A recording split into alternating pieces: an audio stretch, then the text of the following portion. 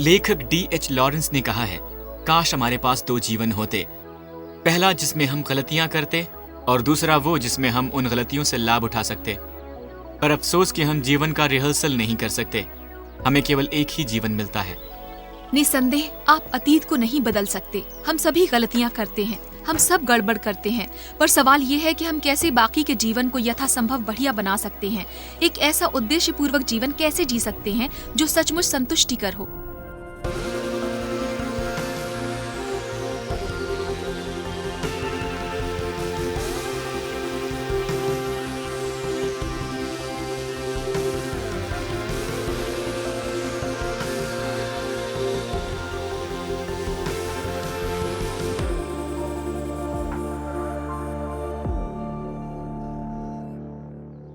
संत पौलुस लिखते हैं, इसलिए हे भाइयों, मैं तुम सबसे परमेश्वर की दया स्मरण दिलाकर परमेश्वर के साथ संबंध दिलाता हूँ कि अपने शरीरों को जीवित और पवित्र और परमेश्वर को भावता हुआ बलिदान करके उसे चढ़ाएं। यही तुम्हारी आत्मिक सेवा है, पवित्र और परमेश्वर को पसंद।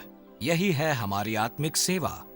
और इस संसार के सदृश न बने, परंतु तुम्हारी बुद्धि के एक नए हो जाने से तुम्हारा चाल चलन भी बदल जाएगा, जिससे तुम परमेश्वर की भली और पसंदीदा और सिद्ध इच्छा मालूम करते हो, जो है परिपूर्ण इच्छा। पौलुस कहते हैं, अतीत से नाता तोड़ दो।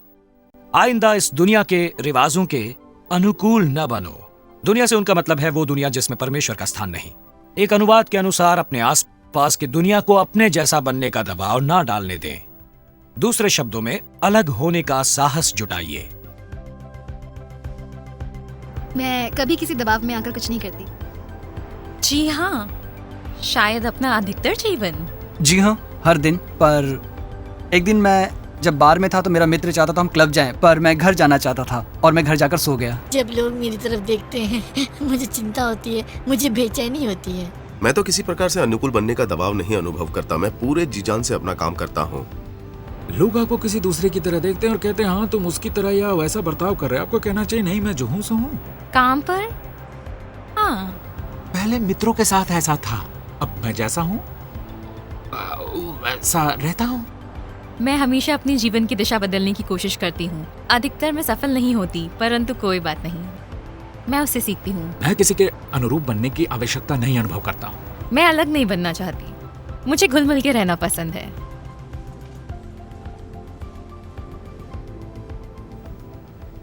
एक नौजवान पुलिस अफसर अपने फाइनल एग्जाम दे रहा था।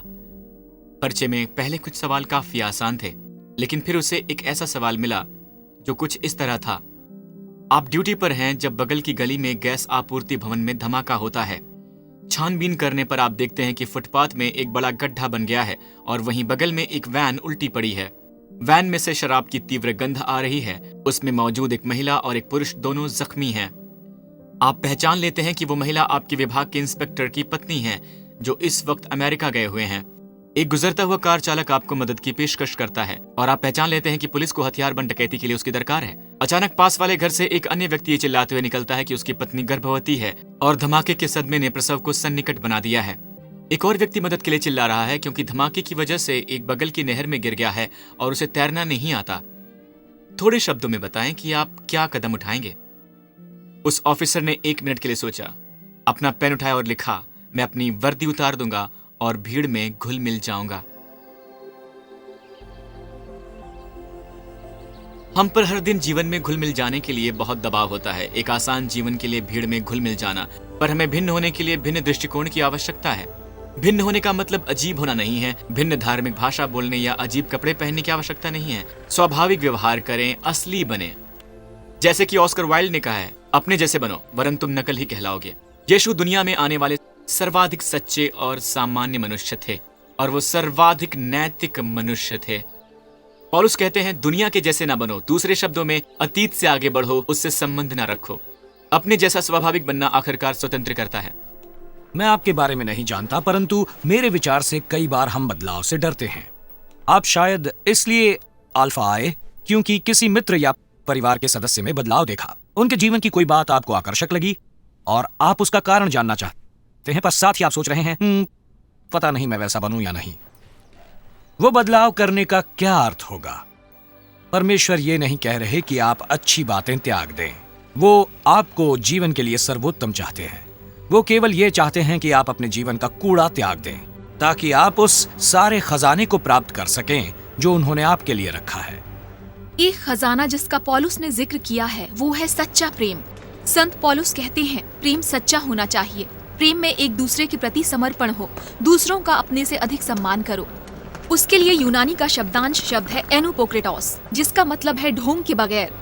यूनानी नाटकों में यही शब्द इस्तेमाल किया जाता था जब कलाकार मुखौटा पहनते थे, पोक्रेटोस कहते थे, जिसका अर्थ है हिपोक्रेट या ढोंगी। मेरे विचार से हम यही मुखौटा पेश करते हैं जब हम नहीं चाहते कि लोग देखें कि हम कैसे हैं या हम कैसे अनुभव कर रहे हैं।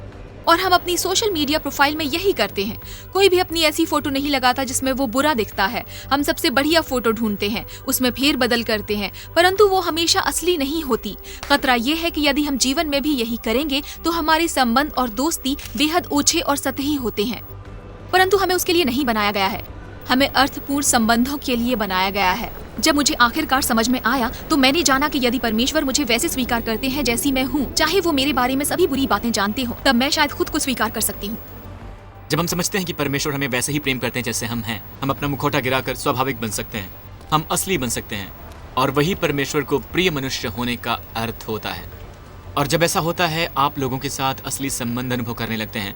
और हम ऐसा अल्फा के छोटे दलों में देखते हैं जो लोग धीरे धीरे अपने मुखौटे उतारने लगते हैं। हम अक्सर सोचते हैं कि हम लोगों को अपनी काबिलियतों से प्रभावित करेंगे, पर हमारा वास्तव में लोगों के साथ अपनी दुर्बलताओं की वजह से संबंध बनता है। जब लोग अपने मुखौटे उतारने लगते हैं तब शानदार और गहरी मित्रता होने लगती है। सच्चा असली प्रेम सतही प्रेम का विलोम होता है। वो भिन्न भिन्न परिस्थितियों में एक समान होने के बारे में है, यानी निरंतरता और नैतिकता बनाए रखना।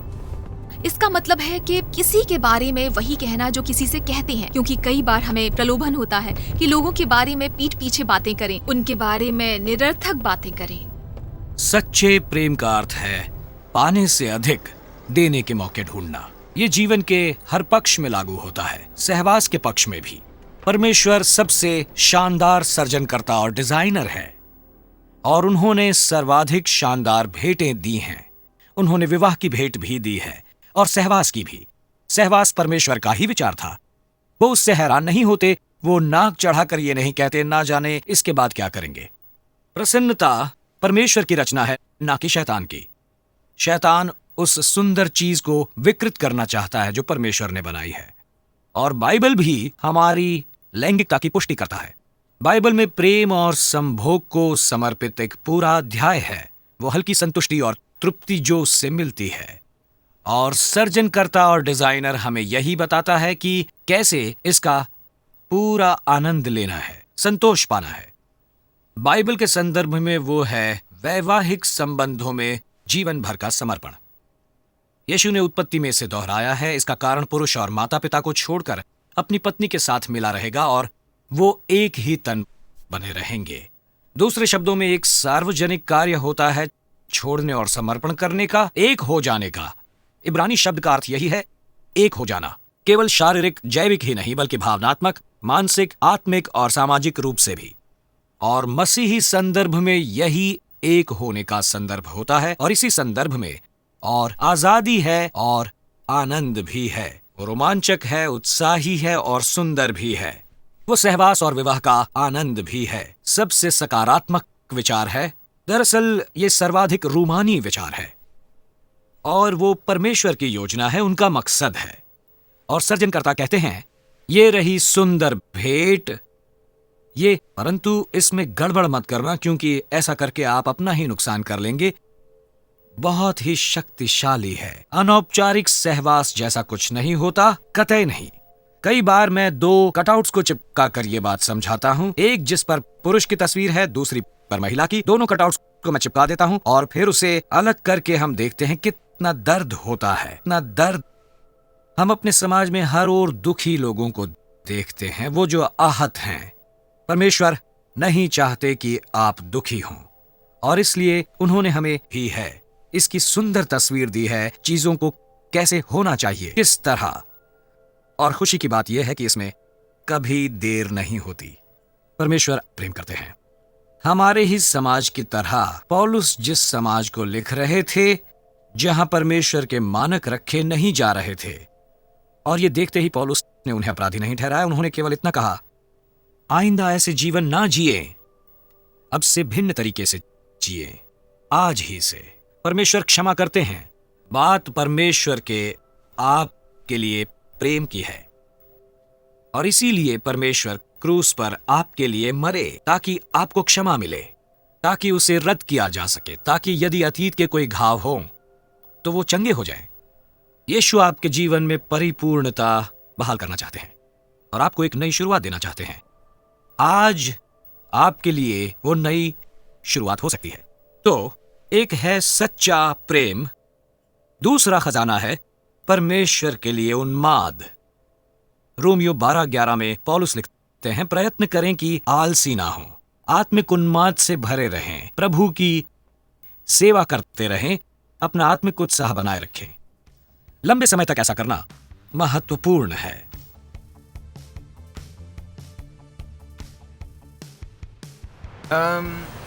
शायद बदले में समाज के लिए कुछ करना। मैं चाहता हूँ कि जब मैं मर जाऊं तो लोग मुझे ना भुलाएं। वैसे मैं गायक बनना चाहता हूँ। एक सुंदर बीवी, कुछ बढ़िया बच्चे जिन्हें मैं सर्फिंग के लिए ले जा सकूं। अपना व्यापार करना, शीघ्र रिटायर होना, एक स्वस्थ जीवन शैली के साथ स्वस्थ जीवन जीना। जी हाँ। अपना परिवार होना। मैं चाहता हूँ कि मैं अपने परिवार की मदद कर सकूं। उसके लिए मेरे पास बहुत से पैसे होने चाहिए ताकि सब ठीक से रह सकें। मैं अमीर बनना चाहती हूँ, हमेशा किसी से प्रेम करना चाहती हूँ, यही मेरा सपना है। मैं नहीं चाहता कि मुझे कोई पश्चाताप हो। अपना उद्देश्य जानना चाहता हूँ। चैन की नींद सोना चाहता हूँ। मैं चाहती हूँ ज्यादा से ज्यादा लोग एक दूसरे की मदद करें। जिंदगी जियो और मर जाऊं। जब तक मैं खुश हूं सब बढ़िया है। मैं नहीं जानता कि आपने पिछली सभा के बाद प्रार्थना की थी जब परमेश्वर से ये कहने का अवसर था कि वो हमें पवित्र आत्मा से भर दें। यदि हाँ, तो आपको शायद परमेश्वर के साथ विस्मयकारी अनुभव हुआ होगा। शायद आप बहुत प्रभावित हुए होंगे जब पवित्र आत्मा ने आपके दिल को गहराई से छुआ होगा। आप शायद बहुत अभिभूत हो गए होंगे, या शायद आपको थोड़ी निराशा हुई होगी। आप शायद कहते होंगे, मुझे आशा थी कि ये एक शानदार अनुभव होगा, लेकिन मुझे नहीं लगता कि मैंने कुछ अधिक अनुभव किया। शायद आप सोच रहे होंगे मुझे ये काफी कठिन लगता है, या ये सोच रहे होंगे मुझे बिल्कुल आसान नहीं लगता। शायद आपकी भाग जाने की इच्छा हुई थी, आप शायद भाग भी गए होंगे। लेकिन क्या आप जानते हैं, एक तरह से इससे फर्क नहीं पड़ता, क्योंकि भावनाओं में उतार चढ़ाव होता रहता है। कभी आप बहुत अच्छा अनुभव कर सकते हैं और अगले दिन जागने पर आप बुरा अनुभव करते हैं। जी हाँ, अगर आप सोमवार सुबह जागने पर सप्ताहांत के आनंद के बाद बुरा अनुभव करते हैं, इसका मतलब ये नहीं कि कुछ नहीं हुआ था। ऐसा नहीं है। इसका मतलब ये है कि आप थके हैं। परमेश्वर के साथ आपकी लंबी अवधि का संबंध अहमियत रखता है। मेरी परवरिश एक लौते बच्चे के रूप में हुई। मैं गिरजा जाने वाला अच्छा बच्चा था। 18 की उम्र में, जैसा कि प्रचलित है, मैंने बगावत की और एक क्लब में काम करने लगा था। अगले 10 वर्षों तक, 18 से 28 वर्ष के होने तक, मैं निरंतर सफलता की सीढ़ियों पर चढ़ता रहा था। 28 की उम्र तक मुझे अधिकतर चीजें मिल गई थी जो मेरे विचार से मुझे चाहिए थी। मेरी प्रेमिका की तस्वीर पत्रिकाओं में मुख्य पृष्ठ पर होती थी। मेरे पास एक गाड़ी थी, महंगी घड़ी थी, लैब्राडोर रिट्रीवर नस्ल का एक डॉग भी था न्यूयॉर्क में।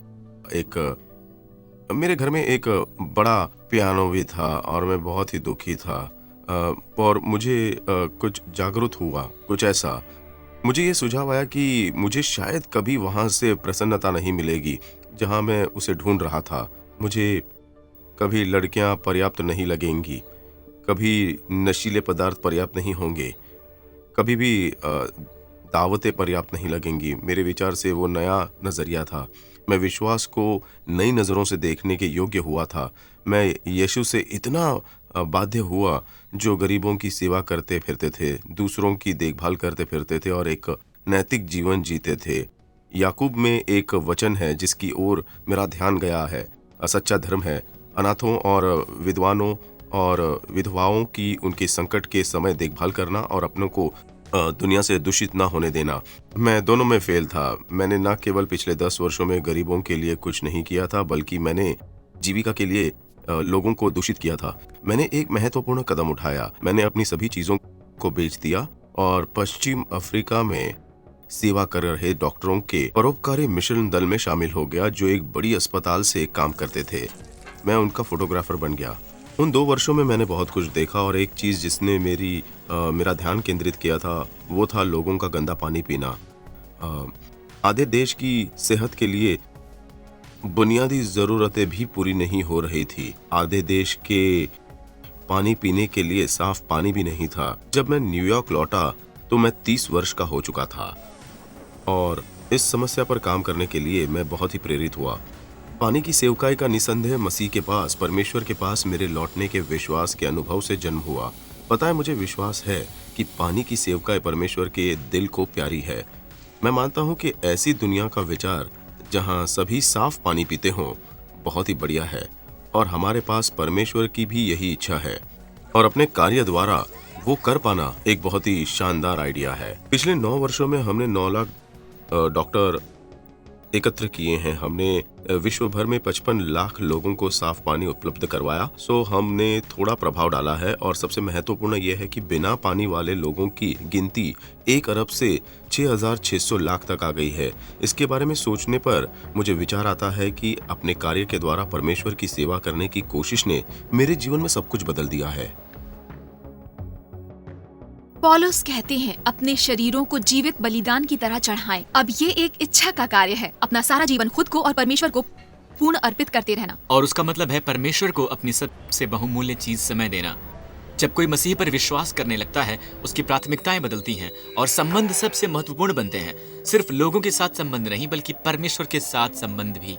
जी हाँ, परमेश्वर को अपना समय अर्पित करने का ये मतलब नहीं कि हम जागते समय हमेशा बाइबल पढ़ें या प्रार्थना करते रहें। परमेश्वर के साथ संपर्क करने में समय लगाने से आपका उनके साथ संबंध रूपांतरित होगा और अन्य लोगों के साथ संबंधों में समय लगाना भी महत्वपूर्ण है। आपसे अकेले ये करने की अपेक्षा नहीं है। अल्फा केवल एक तरीका है लोगों से मिलते रहने का, पर इसके अलावा कई चीजें हैं, जैसे रविवार को गिरजे जाना। हम परमेश्वर को अपनी महत्वाकांक्षाएं भी देते हैं, परंतु क्या एक मसीही को महत्वाकांक्षी होना चाहिए? इसके जवाब में यीशु ने कहा था हाँ। यीशु वास्तव में हमें महत्वाकांक्षी बनने के आदेश देते हैं। वो कहते हैं पहले तुम परमेश्वर के राज्य की खोज करो तो ये सब वस्तुएं भी तुम्हें मिल जाएंगी। दूसरे शब्दों में इन चीजों को अपना मुख्य लक्ष्य ना बनने दें। जी हाँ, कुछ लोग पैसों को अपनी मुख्य महत्वाकांक्षा बनाते हैं, पर मान लें आप अपने जीवन के अंत तक पहुंच गए और आपने बहुत सी दौलत एकत्र कर ली है। स्वर्ग में परमेश्वर आपके सामने खड़े हैं और आपसे पूछते हैं तुमने अपने जीवन में क्या किया, और आप कहते हैं जी मैंने बहुत पैसे कमाए। वो कहेंगे अरे वाह बहुत अच्छे, वो यहाँ बहुत काम आएगा, हम उससे खेल सकेंगे। मेरा मतलब दूसरे स्तर की महत्वाकांक्षा के रूप में ये बढ़िया है। अगर आप कहें कि मैं ढेर सारे पैसे कमाना चाहता हूँ क्योंकि मैं जानता हूँ कि मैं उसे इस्तेमाल करूंगा गरीबी मिटाने के लिए, बीमारियों के उन्मूलन के लिए, दुनिया को बेहतर बनाने के लिए, ये बढ़िया है, ये बहुत बढ़िया महत्वाकांक्षा है, पर उसे अपनी मुख्य महत्वाकांक्षा ना बनाएं। आप उदार बने। पता है, दूसरों को देना स्वतंत्र करता है। हम परमेश्वर को अपना समय देते हैं, अपने पैसे देते हैं, अपनी महत्वाकांक्षा और अपने शब्द भी। और अपने शब्दों से आप किसी का दिन बिगाड़ सकते हैं, किसी का जीवन तबाह कर सकते हैं, परंतु आप लोगों को आशीष भी दे सकते हैं और उसका कोई मोल नहीं लगता, पर वो किसी का जीवन बदल सकता है। क्या हम अपनी जबान से उन्हें हतोत्साहित करते हैं या प्रोत्साहित करते हैं? क्या हम अपनी आंखों और कानों से ऐसी चीजें देखते या सुनते हैं जो हमें प्रोत्साहित करती हैं? क्या हम अपने हाथों को लेने या फिर सेवा करने के लिए इस्तेमाल करते हैं? मुश्किल तो ये है कि हम सोचते हैं कि यदि हम ऐसा करेंगे तो अपनी स्वतंत्रता गंवा देंगे, परंतु असल में वो हमारी स्वतंत्रता ढूंढने का तरीका है। संत ऑगस्टिन ने कहा है परमेश्वर की सेवा करना पूर्ण स्वतंत्रता है। मैंने भी यही जाना है। मैं जितना अधिक परमेश्वर की सेवा करता हूँ उतना मुक्त अनुभव करता हूँ, परंतु एक मूल्य भी होता है, यानी अपने शरीर को जीवित बलिदान के रूप में पेश करना। यीशु इसलिए नहीं आए कि जीवन को आसान बनाए, बल्कि इसलिए कि लोगों को महान बनाए। परंतु कोई चुनौतियां होती हैं। अपने जीवन में कूड़ों को पीछे छोड़ने की चुनौती होती है। हमारे जीवनों का कूड़ा कूड़ा ही तो होता है, परंतु कई बार उसे पीछे छोड़ना कठिन होता है क्योंकि हम उससे जुड़े हुए हैं और वो मूल्य का हिस्सा होता है। उसके अलावा विरोधी हालातों में उनका झंडा लहराने का मूल्य होता है। तो सोमवार की सुबह होती है, आप काम पर लौटते हैं, आप पानी के कूलर के पास खड़े होते हैं और ऐसा होता है कि उसी समय आपके कुछ साथी भी वहां आते हैं और कोई आपसे आकर कहता है हेलो, आपको देखकर खुशी हुई, आपका सप्ताहांत कैसा था? आप कहते हैं वो छुट्टियां बढ़िया थी, आपका बहुत बहुत धन्यवाद। और वो कहते हैं अच्छा वाकई आपने क्या किया? ओ मैं कहीं बाहर गया था। ओह अच्छा, कहाँ गए थे आप? ओह मैं चिचेस्टर गया था, वहाँ एक जगह है उसके पास में, वहाँ गया था मैं। एक जगह है ब्रैकलिशम बे, वहाँ गया था मैं।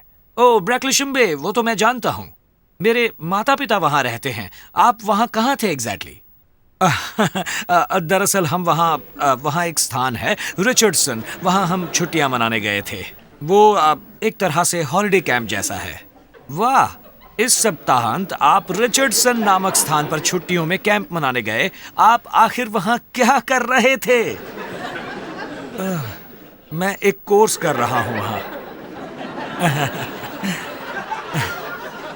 ओ, आप एक कोर्स कर रहे हैं? ये किस प्रकार का कोर्स है? अब मैं क्या बताऊं आपसे, वो एक तरह से सच कहूं तो वो इसका वर्णन करना कठिन है। वो उसका नाम वो कहलाता है अल्फा कोर्स।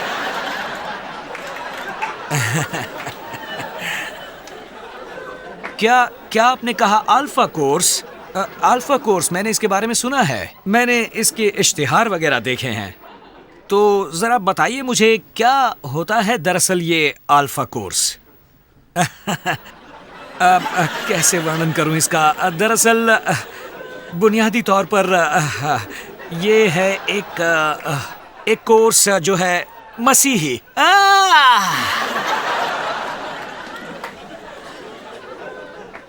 चलिए, एक बात खुशी की है कि वो आपको मार नहीं डालेंगे।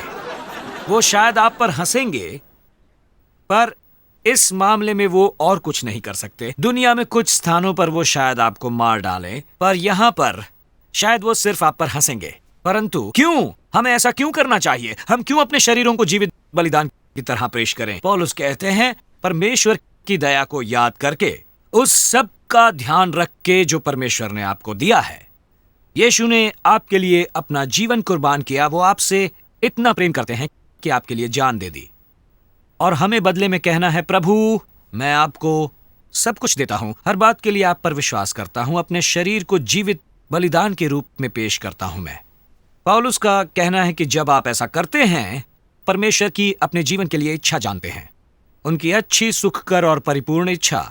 शैतान आपको बताना चाहता है कि परमेश्वर आनंद में बाधा डालते हैं और वो आपका जीवन बर्बाद करना चाहते हैं। आप उन पर विश्वास नहीं कर सकते। यदि आप अपने शरीर को जीवित बलिदान के रूप में पेश करेंगे, वो उसे बिल्कुल बर्बाद कर देंगे।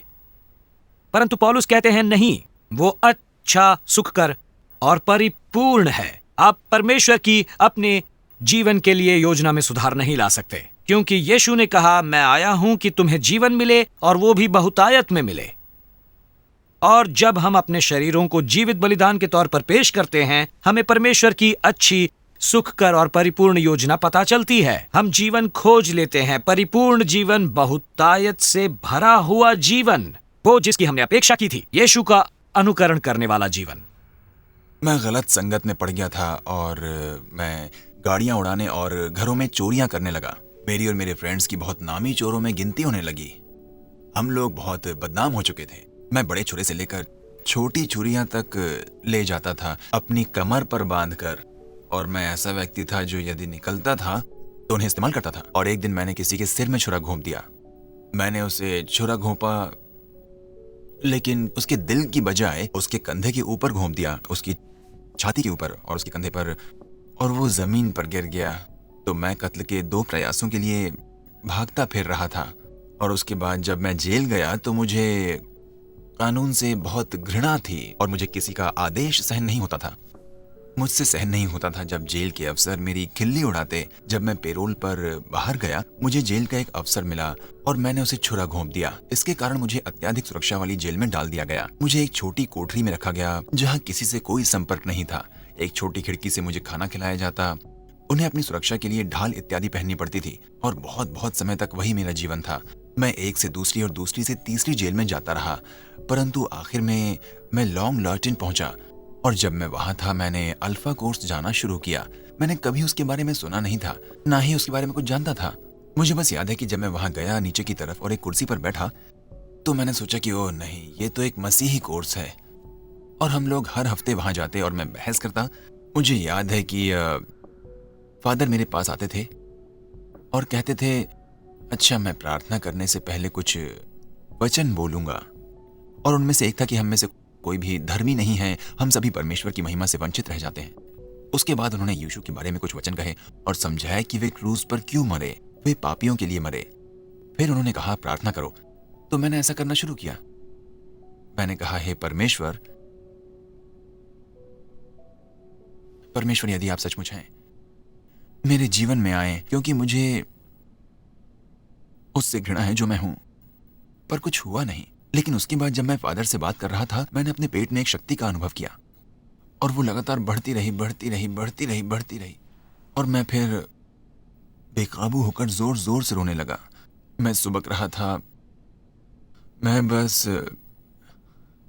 क्योंकि वो मेरे जीवन का, मेरे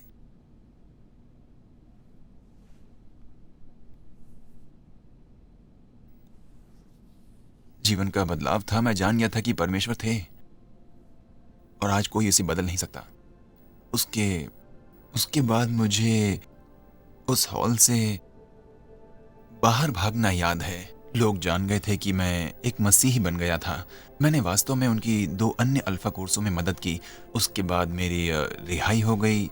आप ये सोचिए कि जिस जेल में मैंने अपने जेल अधिकारी को छुरा घोंपा था, वे मुझे कभी भी वहां नहीं आने देंगे। परंतु उन्होंने ऐसा किया। परमेश्वर ही ऐसे काम करते हैं। मेरे लिए सबसे बढ़िया बात है जेलों में जाना और वहां कैद लड़कों की मदद करना और उन्हें परमेश्वर के बारे में बताने की कोशिश करना। मेरे 4 बच्चे हैं और वे मेरा जीवन है। मुझे ये बात परेशान करती है कि क्योंकि अब मैं जानता हूं कि यदि उस समय मेरे बच्चे होते तो मैं उनकी परवरिश अच्छी तरह से कर पाता। और अब वे रात को बैठकर अपने डैडी के साथ बाइबल पढ़ते हैं, सामान्य जीवन जीते हैं और यही खुशी की बात है। वे सुंदर हैं और मेरी पत्नी शायद मेरा जीवन है और मेरे बच्चे परमेश्वर के अनुग्रह के अलावा उत्तम भेंट हैं। अनुग्रह सर्वोत्तम भेंट है। मैंने सोचा नहीं था कि मैं रो दूंगा। हाँ, अब ठीक हूं।